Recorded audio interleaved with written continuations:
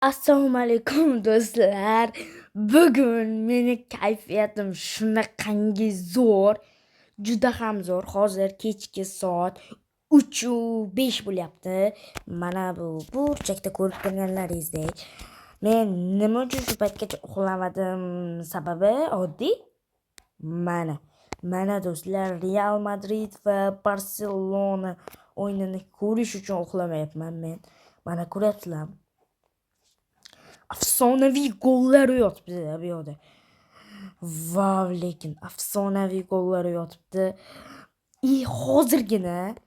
Hozirgina mana bu vaziyatda qaniydi bu vaziyatda mana bu yerda penalti bekor qilinmayapti.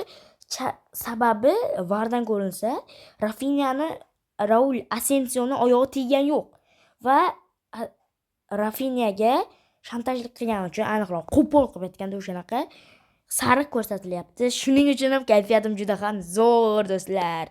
Ekstra taymlar boshlandi. 2-2 shot, ya'ni stop. Siz kimni muxlissiz? Kommentariyada yozib qo'yinglar. Barsami, Realmi? Barsachilar like bossin, Realchilar obuna bo'lsin. Qani kimni muxlisi ko'paygan? Mana shu gapimni esdan chiqarmanglar do'stlar. Ciao.